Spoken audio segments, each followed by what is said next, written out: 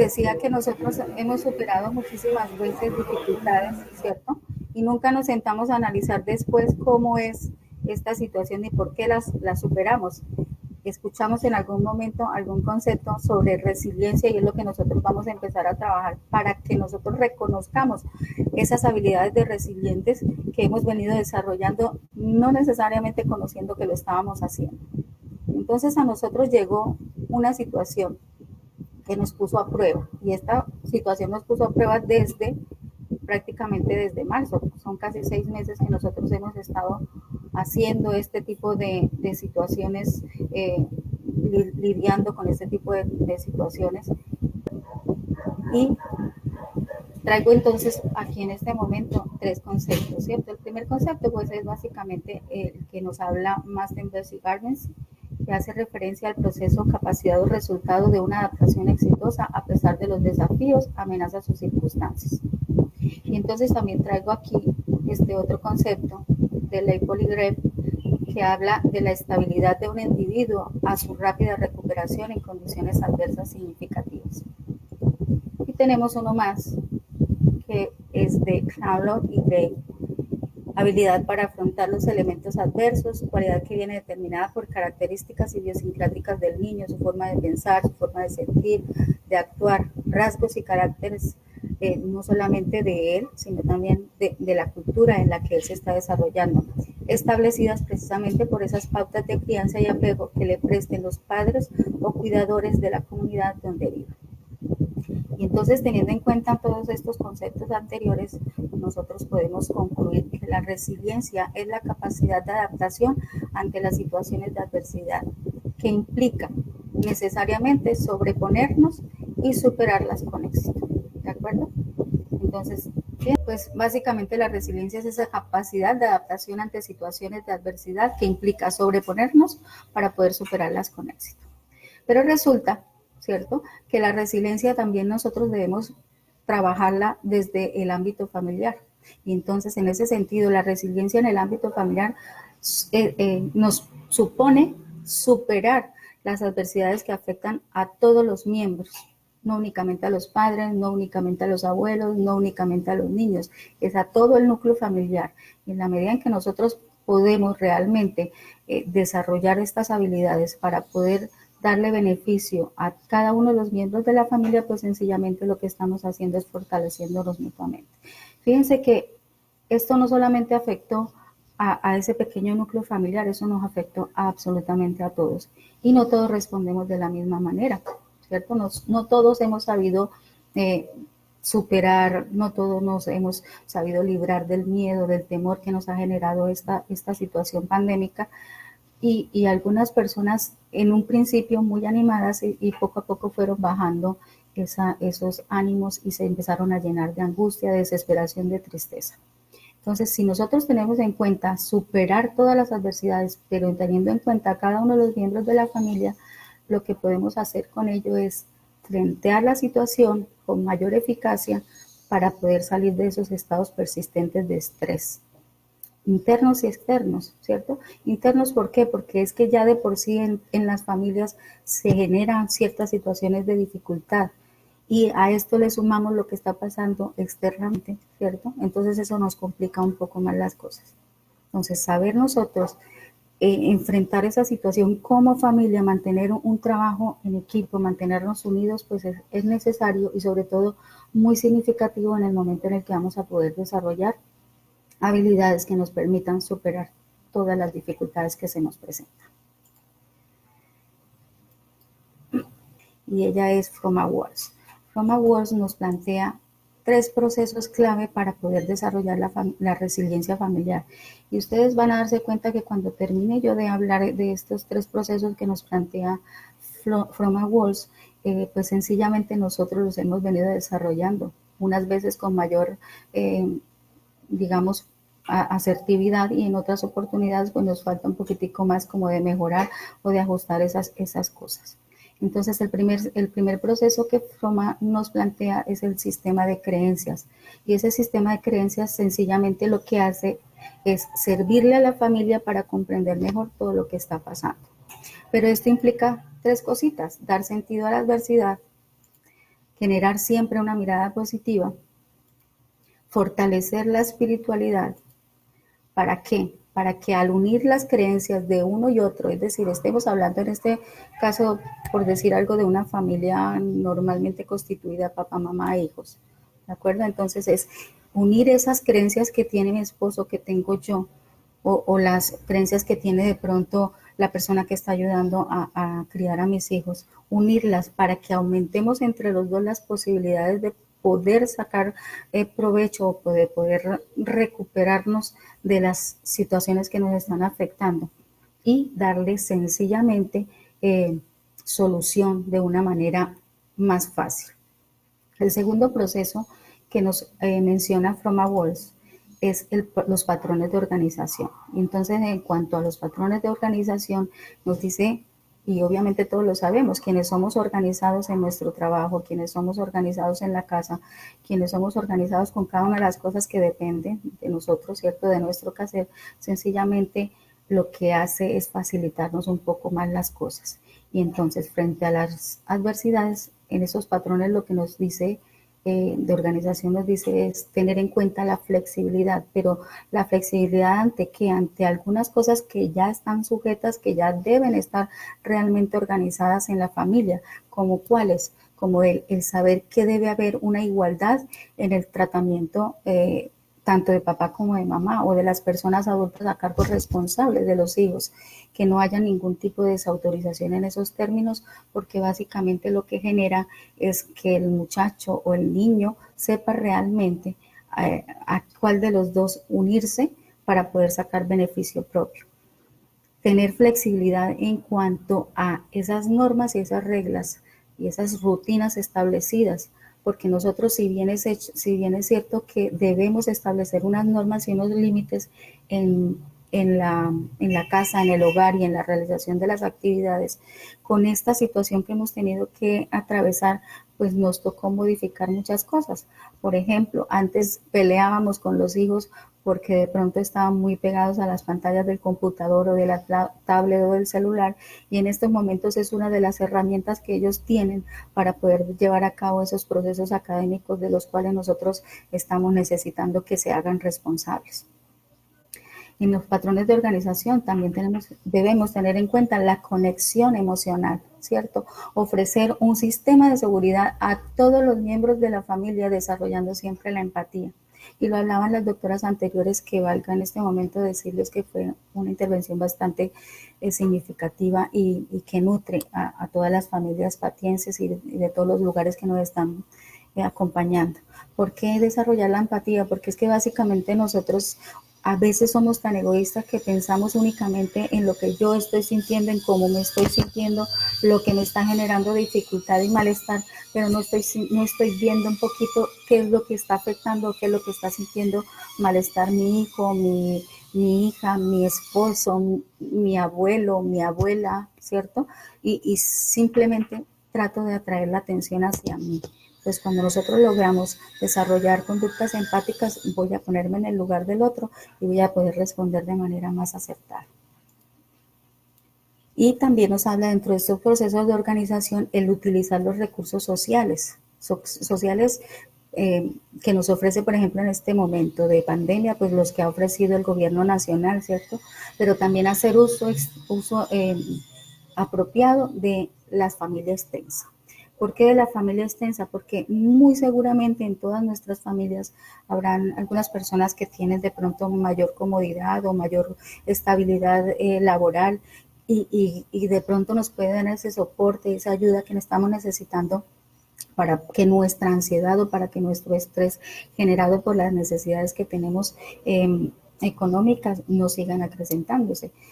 Lo único que debemos tener presente en este momento, o debemos tener claro en este momento, es que esto va a ser un momento que va a pasar, que esto no se va a hacer eterno en las vidas de las personas, sino que es simplemente un periodo difícil que ha sido de adaptación, pero que es un periodo que va a poder superarse con el favor de Dios.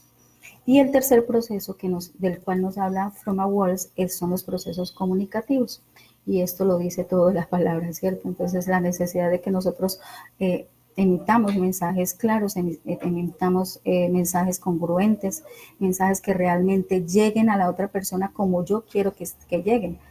No es que ellos interpreten una cosa y yo esté queriendo decir otra. Y en eso básicamente juega un papel demasiado importante la asertividad con la que yo me comunico, sea con mis hijos, sea con mi pareja, sea con cualquiera sea las personas que yo tenga necesidad de transmitir ese mensaje.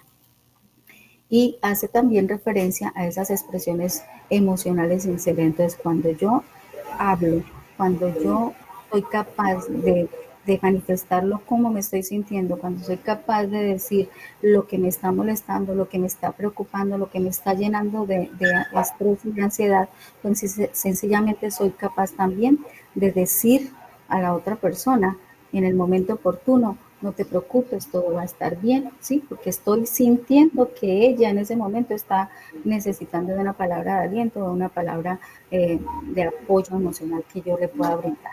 Entonces, fíjense que cualquiera, si nosotros analizamos esos tres eh, eh, procesos, ¿cierto? Nosotros lo que estamos viendo es que en algún momento hemos desarrollado alguna de esas tres procesos, pero básicamente no los hemos tenido conscientes de como tal. Entonces simplemente en algunos momentos oramos mucho, le pedimos a Dios, nos llenamos de positivismo, amanecemos con toda la energía, ¿cierto?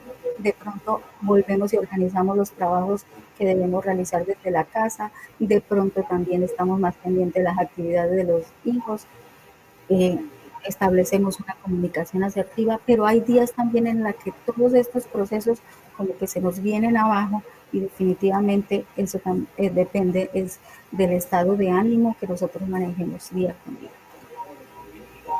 Toda esta situación, Excelente, dime. excelente, o sea, escuchándolos a todos los doctores y doctoras que se han presentado en la mañana de hoy, llegamos como una conclusión bastante significativa en tres parámetros establecidos. Se llama escucha, empatía y comunicación. Vamos a tener escucha, empatía y comunicación. Es decir, que en ese sentido, teniendo en cuenta nuestra exponente, la doctora María del Socorro, Marguerite y tú, ¿cierto? En la comunicación, ¿cierto? Se establece esa receptividad del niño, de la niña, del adolescente, ¿cierto? Esa empatía, es decir, es ubicarnos en el contexto de ese niño y esa escucha de saber realmente qué es lo que necesita, qué es lo que el niño o la niña quiere, ¿cierto? Nos basa realmente en esas creencias, nos basa en esa organización, nos basa en esa comunicación que tú acabas de mencionar. Todas estas situaciones de las cuales había hablado o he estado hablando, ¿cierto? Nos generan entonces en las familias, y es lo que hemos estado viendo durante todo este tiempo, algunas reacciones, ¿sí? Entonces, las familias normalmente atienden a esas dos reacciones, digamos, la primera sería la de afrontar, ¿sí? Entonces, inicialmente ellos tuvieron todo el aguante, todo el deseo, la motivación para poder seguir adelante con estos cambios que de un día para otro se nos presentaron, ¿cierto? Y entonces fueron personas, fueron padres de familia, fueron familias que realmente con todo el entusiasmo asumieron las situaciones que necesariamente debemos ajustar desde las instituciones educativas, pero principalmente las cosas que ellos necesitaron ajustar en los hogares, en las casas, ¿cierto? Porque ellos ya se convirtieron directamente en los tutores, en los docentes directos de sus hijos. Y más hago énfasis cuando estamos hablando de los niños de primaria, ¿sí? Porque ellos necesitan mucho más de ese acompañamiento, de ese apoyo real, el padre de familia está a su lado. No quiere decir esto que los estudiantes de bachillerato, de secundaria, no necesiten de ese acompañamiento. Al contrario, ellos también, porque deben demostrarnos a nosotros como padres que esa responsabilidad los está haciendo madurar, ¿cierto? Ellos están demostrando con el cumplimiento de sus deberes que son personas o jóvenes adolescentes que están en ese proceso de maduración y que están haciendo propios sus obligaciones y sus responsabilidades sin que tengan que un vigilante ahí. Pero la función de nosotros como papás es básicamente estar ahí, acompañando, respaldando, retroalimentando esos procesos para que sean mucho más productivos. Y fíjate entonces que nosotros cuando decidimos afrontar esas situaciones o esta problemática de reto, pues pusimos en práctica muchos procesos resilientes y vuelvo y te repito, lo hacemos de una manera automática, diría yo, no consciente, no pensando, voy a hacer esto, aquello y lo otro. ¿Por qué? Porque tuvimos confianza, porque hemos tenido el optimismo, porque hemos trabajado en equipo y pues sencillamente porque esa motivación que le estoy impregnando yo para poder actuar a mis hijos, sencillamente le estoy diciendo de alguna manera que estoy aceptando los cambios como parte de un proceso de la vida. Y está la otra situación o la otra forma en la que están respondiendo las familias y es se encallaron, ¿cierto? O se bloquearon. Y entonces son familias que poco a poco fueron perdiendo. Yo no voy a decir que fueron familias que desde un comienzo se sintieron así, sino que con el paso de los días y en la medida en que esta situación se fue agrandando, ¿cierto? Entonces fueron perdiendo el ánimo, fueron perdiendo la motivación, fueron perdiendo el entusiasmo, se le empezaron a llenar la cabeza de una cantidad de situaciones y de problemáticas que definitivamente a veces ellos no supieron cómo afrontar, ¿cierto? Entonces sencillamente fueron familias que se cerraron y que empezaron a creerse ellas mismas que no eran capaces de salir de esto. Y entonces ahí nosotros empezamos a trabajar mucho más. Y hablo en el caso de nosotras como orientadoras escolares, que fue cuando entonces los compañeros docentes empezaron a remitirnos a estos estudiantes porque ya no se presentaban a las clases, porque de pronto sabían que habían tenido dificultades familiares al interior de las casas, ¿cierto? Porque de pronto hubo separación entre los papás y es lo que voy a plantear entonces en la siguiente presentación, en la siguiente lámina, pues, eh, ¿por qué? Esto fue lo que pasó con todos ellos, ¿cierto? Esto es lo que ha venido pasando. Entonces, en la medida en que fueron pasando los días, vuelvo y repito, las familias fueron perdiendo ese entusiasmo y esa motivación, es lo que necesitamos que recuperen. Pero esto no fue de gratis, esto no fue una cosa que es que ellos así simplemente la perdieron y ya. ¿Qué pasó? Entonces, como te decía, empezaron a tener experiencias de violencia intrafamiliar, la situación económica empezó a hacer mella en ellos, el estado emocional que generan todas estas situaciones, pues básicamente va a cambiar y obviamente yo lo coloco en un lugar de último, pero pues igual es también importante, ¿cierto? La dificultad que han tenido ellos para tener el acceso a la tecnología y poder estar conectados con nosotros. Si hablamos específicamente de la violencia intrafamiliar, pues lo sabemos todos, no solamente hacemos referencia a un maltrato físico, a un maltrato emocional, ¿cierto? Hay miles de formas de violencia intrafamiliar y son las cosas que de pronto muchas de nuestras familias están viviendo. Y esas situaciones de alguna manera generaron en este tiempo que muchas familias se separaran. ¿Y qué pasó? Entonces empieza a haber la puja, ¿cierto? El lío entre los padres de familia, porque unos cumplen y los otros no. Si el niño está con el papá, de pronto ya no desarrolla actividades escolares y la mamá es la única que está pendiente. Y todo ese descontrol que se genera después de esa violencia intrafamiliar, pues sencillamente los únicos que están siendo afectados realmente y directamente son los hijos, ¿cierto? Que son los que están necesitando de esas personas adultas que deberían brindarle bienestar, seguridad, tranquilidad, ¿cierto? Y no se lo están proporcionando. Sumado a esto, pues toda la situación económica que se ha venido desarrollando con este problema de la pandemia. Entonces, algunos perdieron su trabajo, otros tienen dificultad para satisfacer las necesidades básicas, otros tienen empleo, pero es un empleo que no cubre con las expectativas que ellos tienen ni con las necesidades que ellos manifiestan y la de sus familias. Por otra parte, entonces empiezan a tener los papás situaciones de estrés bastante complicadas, ¿cierto? Preocupación, retraimiento, eso también lo empiezan a manifestar los estudiantes. Entonces los estudiantes que nos dicen, yo no quiero seguir estudiando, yo ya me cansé, o estudiantes que se conectan con el profesor, pero que definitivamente no tienen ningún agrado por desarrollar las actividades escolares, y eso es producto de todas estas situaciones, vuelvo y repito, que no las debemos ver separadas, sino como un todo. empieza a haber sentimientos de tristeza, de melancolía. Hay personas, hay estudiantes y hay familias nuestras que han perdido seres queridos, ¿sí? Producto del virus. Otras que no necesariamente por el virus, pero que los perdieron. Empiezan a tener problemas para dormir, empiezan a tener realmente situaciones de dificultad que incrementan mucho más el que ellos estén concentrados en una actividad permanentemente. Y obviamente todo lo que hacemos, aquella situación, decirle a las familias, sí, dime, Ron.